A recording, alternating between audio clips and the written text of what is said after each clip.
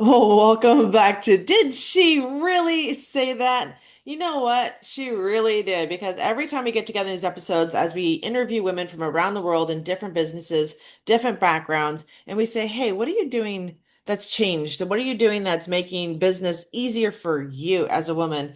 What are you learning that's changing the scope of what you're teaching? How are you coming at things a little bit differently? And some of it's a little shocking, jaw-dropping. But otherwise, this is amazing. So I'm excited for today's conversation around leadership because this is one area where I think, even as women, we don't see ourselves as leaders. Mhm. Shocking, right? So I got Yang Lee, right? Yes, good. I got it. Phew, Yengyee, yeah. Yang Lee. I just love that name. She is Yeah. joining us here today. So she is an executive coach, mentor, and entrepreneur who believe leadership begins within. Right? And we were discussing that is that it is a an individual based type of learning, right? She is the founder and CEO of Faithful Consulting, and she helps leaders and business owners glow with clarity, strategy, and purpose. Her work is grounded in the belief that real success comes from alignment between who we are and how we lead and what we build. She has been known for her authentic presence and her ability to see both people and potential. Her mission is to help leaders rise with purpose, build with integrity, and grow businesses that reflect their deepest values and visions. Her own entrepreneurial journey has been extraordinary, spanning consulting, media, fashion, giving her a deep understanding of both the challenges and the courage required to scale something meaningful. I am so excited to have you here with us today. Welcome, welcome. Thank you so much, Katrina, for having me on. So I'm really excited to be here today. Yeah. Yeah, so let's talk about what it's been like for you to grow your business. So kind of share a little bit of background, like how did you get into business consulting? How did you get into leadership development? What did that look like? Mhm. I think I've always wanted to be in business. I wasn't sure what I was going to do in business, but I always wanted to be in business and kind of be my own boss and kind of steer my own ship. Yeah. And so I looked at what are things like I'm really passionate about? What do I really enjoy? And what have I seen over the years?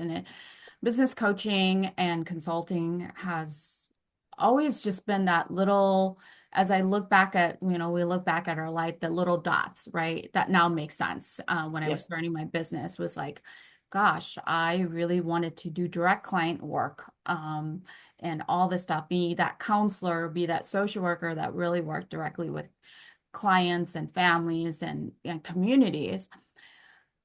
But there was always this like, oh, workplace culture that was like alarming for me. Like, I'm like, why is workplace culture not supporting the employees? So those Mm, little dots as I'm going back kind of led me to just more interest. In my doctorate program, I studied industrial organizational psychology. And woohoo. so, yeah, went from social work counseling, like a lot of direct human behavior, understanding of psychology, right? Okay. To Yep. now understanding of human psychology in the workplace. How do we merge how did, we merge what we know about human behaviors Mm-hmm. and motivations and all of that, and with process, procedures, and systems Okay. within a company to lead to success. And so I was like, okay, that's actually really where my passion is. Like I'm really passionate about the people who are doing the good work for other people. Got it. So really that workplace environment, that community environment, so that started my business. And being also, like I said, personally an employee for many decades prior to starting my business, I was also personally invested in making sure like workplaces were Mm, never is or invested in a workplace that is invested in their employees and want their employees to thrive because that's who I was. I was this young person who really like enjoyed my work, but got burnt out because of yeah. the culture and leadership and stuff. Yeah, there's two things I'm hearing in there, and one of them is, you know, are our businesses and organizations, are they toxic environments? I mean, is there really that much work that needs to go on inside of culture?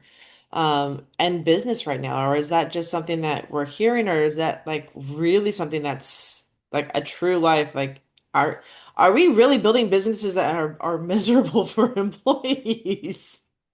Oh boy. I would say I don't think it's intentional, but Mm, I think it's what happens when we're not intentional. So when we okay, get into building, right? When we focus on building and instead of like intentionality, like are we right, really making sense? Like are we taking that pause, right? So like I think about a lot of my customers are governments, whether it's city, local, state, or nonprofits or corporate like companies. You're you have been growing, right? right. You've been growing for a long time. And some of the things that you've been doing has been outdated and hasn't, Mm, really been paused to say, is this still the culture we want? Because so right, many people are just, I think, again, on autopilot of like how things are. right, And the culture, if you're not careful, it's as simple as like one person showing up to late for work 15 minutes, and that person consistently shows up to work, then, oh, okay, I got away one day this week, right? I mean, not mm-hmm, intentionally, but we're on autopilot. So like now that person, that leader is then maybe late again, and then late again, and then it becomes this habit of like other people are observing this and seems acceptable because nothing's being happen. And so now it's just a workplace culture of like, okay, we kind of come in as we go. And was that really what we want to be? Not to say like, hey, that flexibility isn't what the company needs or right. and stuff, but we're just not being intentional and not even observing our own behavior when we're trying to like what is it we're trying to set? Does that align? Right. So How do we implement that type of accountability as we're growing our business? Because I have a lot of women on here that are, growing teams, growing businesses. And, I think one of the things that kind of, even for me, there's this like thought in the back of my head. It's like, am I growing my team? What if this happens and I've got to hire somebody to fix the problem that, I've developed. So what would you say are some of the ways that we can um, monitor and track that as we're growing our business to ensure that we're keeping that accountability, that we're keeping a culture that is positive and thriving? mhm. Yeah, I think it's that reflection, that Mm, continuous self-reflection. We should reflect not only about ourselves, but reflect also about our business. Are we okay. growing because it is right to grow? Are we growing? Like, what's our reason, right? What's our Yeah. reason for growing? And taking that time to just be in that reflection Okay. of like, am I ready to grow? Asking the questions, not to get stuck in analysis paralysis, but to Right. be really in that reflection of intentionality. Okay. And then my second question that kind of came up as you were sharing in the beginning was you mentioned that you have been an employee. So what was that shift like from you for going from an employee into now like a business owner? What were some of the lessons you've learned? What can you share with our audience around that transition? I would say it doesn't matter how amazing you thought you were as an employee, like how smart like you think you were. Because I was a supervisor, I had all these, management, I had all these experiences, and but once I turned and was that consultant and business coach, it's as if like I had to earn all over again my Mm, reputation. So it was like, oh, whoa, like, and these are people that I know, right? And right. I've worked with. And so once it was like, okay, now it's my business. Times you think, oh gosh, the people who know and trust you are the ones that are going to work with you. But now they're like, whoa, whoa, whoa, whoa. Okay, do you know what you know? Or even not even that, but like maybe it's just like, are you serious? I know you from this capacity. I mean, you're an amazing worker, you're an amazing supervisor, you're amazing at doing these things. We really like you. but like it almost was like it's weird. I guess I don't understand, like can't speak for the individuals, but I say um that was like interesting learning for me. Like Yeah. just being an amazing therapist and all that stuff. And now like I'm coaching and everybody's like, and even when I was offering free coaching, like at the time, like 10 years ago, I was like, hey, I'm gonna, I'm starting my own business. I'm gonna coach. And it was actually like a shelter for women. And I was like, I'm gonna come in and coach and work with the women here. And they were terrified. I'm like, oh my gosh, I'm a like, a counselor and a therapist and Yeah, like, a little bit of it all. Yes. yeah, and now like I, am offering like, hey, it's almost like, oh gosh, what, can we believe her? So it was very interesting for me to just as I was starting. So I think some of that stuff, and then of course people speak from their own fears. Family, is the other big one. Is like, okay, now you are a single mom of two kids. Like, how are you going to afford? So the people are always speaking from their own fears of like, are you gonna be able to make that successful and those things. And if I wasn't careful or didn't believe enough in myself and what I've been through, that I probably could succumb to some of the thought, but I was like, I'm gonna make it happen one way or another. So Yeah. I think it's interesting as I listen to you and I was kind of going through their notes, you're an industrial organizational psychologist or psychology, right? yeah. And I think it's really interesting and fascinating when you talk about leadership is that it is an industrial organization and there is like a hierarchy of how we talk to people. And I think a lot of us are a little burnt out from the traditional because I think when we look at leadership, we also it might come across or what we've seen is also the word dictatorship. So I think people have a hard time associating what it means to be a leader versus being a dictator. We know what we don't want, but then what does leadership truly look like? And what are we striving for? So, what are some of the characteristics um, that you've discovered around leadership that, when embodied, really make a difference inside the workplace? Yeah, I think it's shifting from sometimes we get leadership confused with management, and we do have to manage certain Yes. things. Yes. And so I think that's where it shifts from. And then Okay. again, the industrial, right? Of like, okay, we just got to manage these people and they do certain things. But now our businesses are very complex. Yes. And our businesses require us to really understand the human behavior more. And so, how do we, and we know there's a lot of science around if people are engaged, they're connected, they buy in to the company, they will work hard for the company will make more money. So, it's not Right. just like I come in, I clock in and clock out. We now have a lot of professionals and different degrees of that and different desires of folks now going into the company. So, I think it's one thing to management skills. Like, how do I manage these projects? So you are managing projects, outcomes, different things to leadership is where really you want to do less of that managing because leadership will get that managing just fine. Like will cover that managing if you empower that individual to be a leader because then they just do it automatically. They're Mm, engaged, they're empowered, they own it. When someone owns an outcome, they make it happen. yeah, Now, and totally. they're just not part of the process. And so the leadership will lessen the management role. The leadership will empower more folks to own Mm, that. And then it just amplifies the results that a company really is wanting. And so that's like why I say leadership is so important because you're going to get exhaust yourself if you cannot lead other people to be leaders. You're going to continuously be more in that managing phase mostly, and that's you're going to burn yourself out not only as a company or as a division.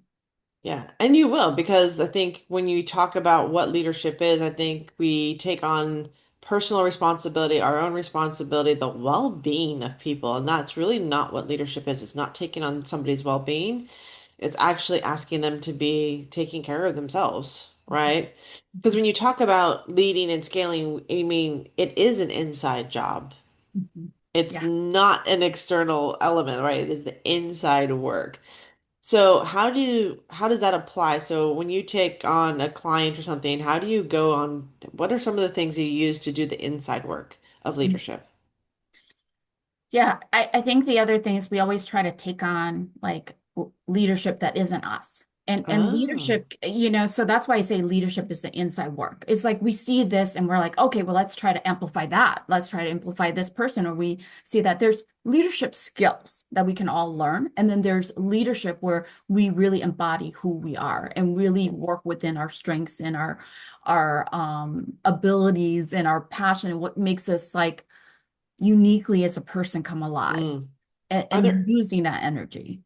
So are there any tools that you use to help kind of work with leaders? Are there any, anything, methodologies, things like that that you've played with or work with that you really are like, yeah, this makes a massive difference when you can implement these types of training tools and awareness tools into a business? Yeah, so I use assessment and in my Find Your Leadership, Find Your Life Inspire Leadership, it's truly just about the inner work of you as a Okay. leader. And within that program itself, like I use an assessment tool. So like a DISC, a personality assessment, and just that really takes you out of the context of like you're scoring yourself. So like, well, how Mm, do you score yourself, right? And what does that result tell you about yourself? So it's about getting that self-awareness. So for the a big portion is just being very self-aware of who mm, we are, our behaviors, our habits, implicit biases, all that stuff in order to say, okay, all right, let's pause this onion. Let's see what all my layers are and have there been rotting pieces in here that don't belong that needs to be taken out so like I can be put back, right? As yes. this onion is like, okay, that actually really resonates with me. And that's so old school. I need to just get rid of that. Right. Uh, so that's really about the inner work of like, let me pause and see my layers. And do I love all these components of my Mm, layers or not? And if not, like, what can I do to change it? got it. What had you lean into the DISC method as an assessment tool for leadership? I love it because it's so simple. Okay. I I like everything to be simplified. And I think our human mind, our human desire also, that we're so overstimulated by so many things. And so I like a simple tool. And the DISC Okay. assessment is really a simple tool to just really give you a summary of what your tendencies, behavior Mm, tendencies are, and where you lean towards. okay. Not saying you are this, but these are your behavioral tendencies based on what you score, right? Okay. And what you say you are like. And we really talk about that. And I like the tool because it's simple. However, it's also comprehensive in that it is a 55 paged assessment. It really is. Like everything about you, what motivates you, what type you are, like are you more of a D, an I, or an S and a C? And what does that mean? And you're predominantly two of those traits. So what is that? So it's going through and really working through some of those components and correlating back to like, hey, I know I'm this. And someone I'm working with, the adaptability, like we're always adapting. That's one thing I True. love also about this disc is it has an adaptive score as well as a Interesting. natural. Yeah, so the natural where this is naturally who we are, but in the workplace is the adaptive score. Mm, And so what is that adaptive? And even as we look at if we're adapting too much in the workplace, just understand that we're going to go home exhausted every night and because we're not even ourselves. So our natural self is where we normally want to stay is in that score. But if right. we're always adapting in other spaces, it's more like understanding that, hey, you might go home and just be ticked off at the littlest thing your kids or your partner does, and like all of a sudden it's like, all hell is broke loose at home, and you're like, wait a minute, I was just adapting too much from work, and I went home, I had all this stress here, but I didn't know how to decompress or work that through, and now like this simple thing where it's just it's messy. And I know it's going to be messy. I have two kids, like it shouldn't be that big of a deal to now it's a Right. blown up issue. So it's just managing.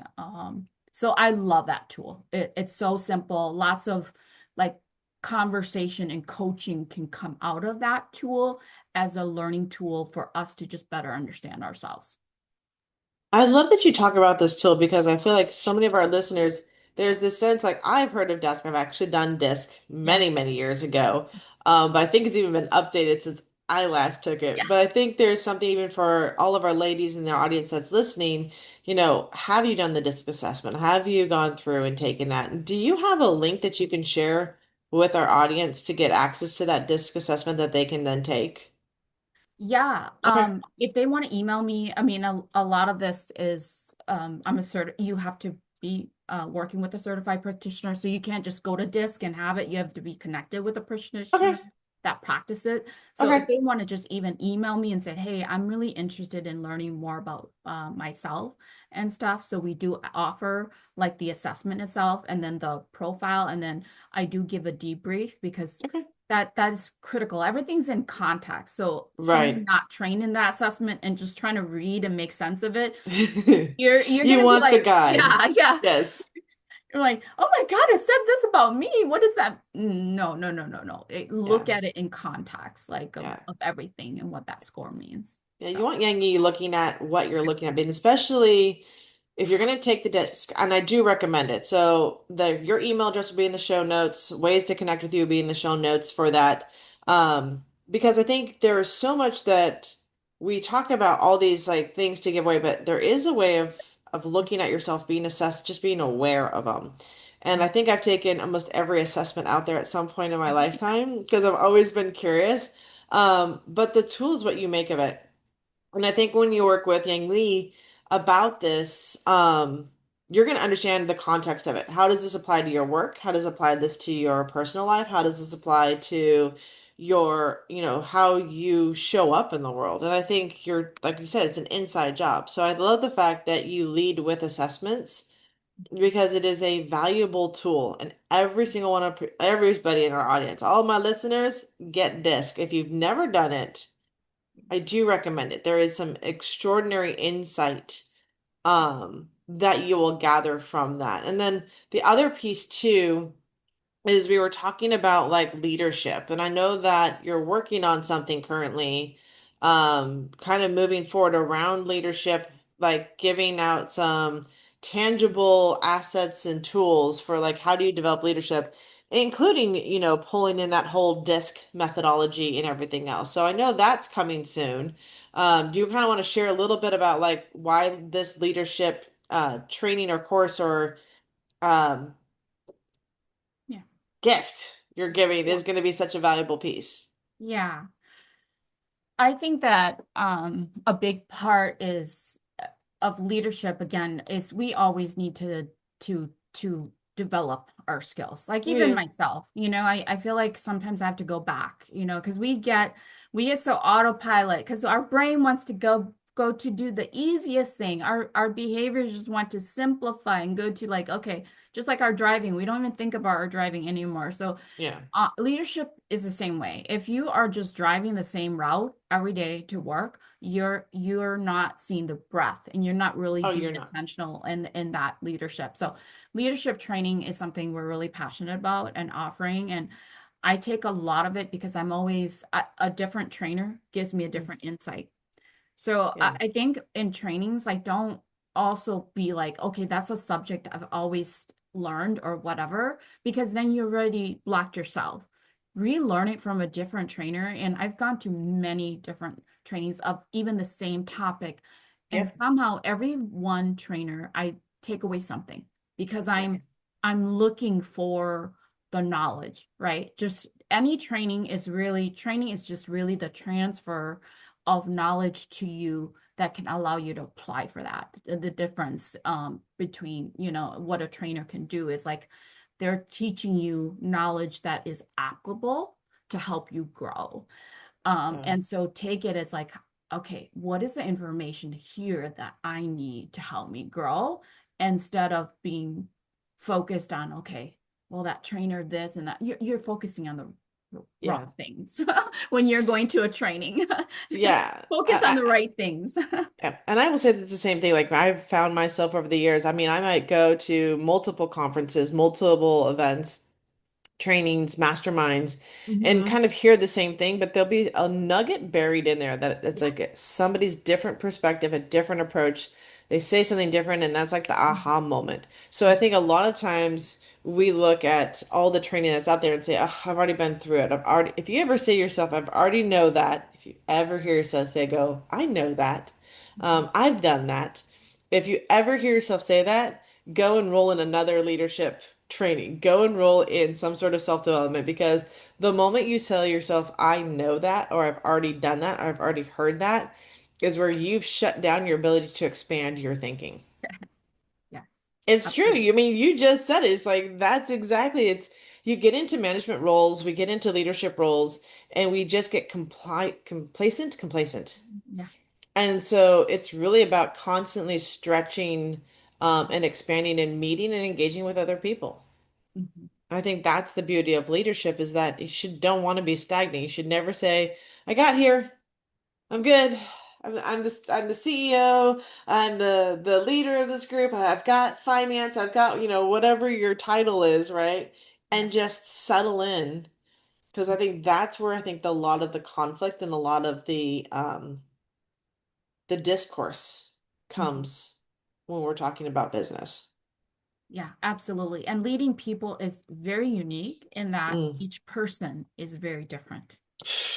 Yeah, and Yes. so you need different skills for different individuals. And then when you are as well, right? You have your own personalities and values and things. And so it's always that fine, sweet spot of finding Mm. that space of like, how do I lead and empower this person? And it's not easy work, period. I No. mean, it sounds easy, but no, it's not just taking a few leadership course and you're like, okay, I know how to lead Got this this. this Yeah. this particular employee, or like, because I get oftentimes too folks in the audience like, you don't get what I'm going through. Like, no, there's Hmm. no leading this person. And there are extreme cases of that too.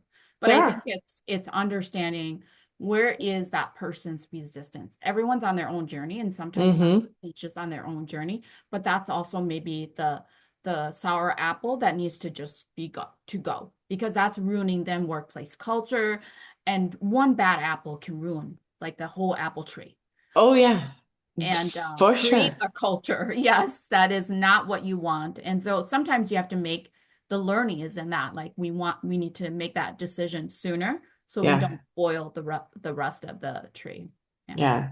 Yang Yi, this has been fabulous. The conversation, the leadership. Thank you for being on here. So I do have a question for you that I like to ask. In coaching and training and consulting for businesses, has there ever been a moment? Now, this is the podcast. Did she really say that? Yeah. So have you ever walked into a situation, said something, and they all looked at you and like, oh my God, did she really do that? Or did she really say that? Do you have a moment that you can recall and what happened? I think because I'm really come across as very put together. Sometimes people don't see the fun part of me. So I think more so is like the human side of me. Mm, Like they have this vision because I'm just like, okay, I carry myself the way I even in business, the way I talk, things like that. People have these assumptions. And so like even when I drop a intentional like F word or whatever, like yes. even in a training, like folks will be like, Huh. like, did you did you just say that like in an exciting way? Most of them are well Yep. received, like in an exciting way, but just I think because I come across as more of a serious, composed person, that when I do in my trainings be really naturally myself. And say some of those things like, yeah, this really happens, or this or that. And yes, and I get a reaction like so yeah, I would say that is it's amazing how we all perceive and kind of put people in boxes. And so Uh-huh. just to be careful even with that, like there's could be a total different personality inside a person. So I love that you say that because and I do get your humor. I think there's that is that element of who you are. And I yeah, think humor, especially when you're training in leadership, is such a critical piece. yeah, Right. Being able to lighten the room, read a room, I think is a big piece of what you're doing. So I am just, like I said, super grateful. I think, yeah, I think when you let your most authentic, and we talked about that in the very beginning of the podcast, yeah, businesses hire you, people want to work with you because you're authentic, you're real, you're in the space with them, you can feel what's going on, you step into the environment and you're observing first instead of just trying to like push something through. And I think that's the beauty of when somebody gets to work with you, there's this natural flow. There's an opportunity to really get present.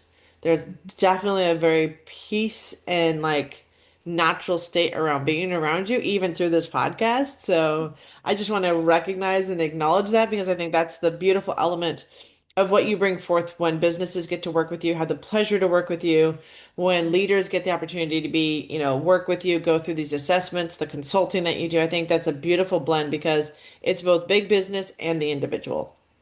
And at the end of the day, I think what you're doing and what your business is doing as the faithful consulting is that it's about creating faith. It's about creating trust in those environments. It's about becoming faithful to the organization, not just the business, it's to the people. So truly, I love what you're doing. Continue doing that. It has been an absolute pleasure to have you here on our podcast today. thank you so much. I appreciate being on here. Absolutely. So for all of our audience listeners, you absolutely want to do something for me. Remember, I said as women, this may not have been for you. You might have listened into this and said, I'm not there yet. This isn't for me. But I know somebody that needs to listen to this. So I'm always of the mindset, ladies and the gentlemen that are listening, is share this out.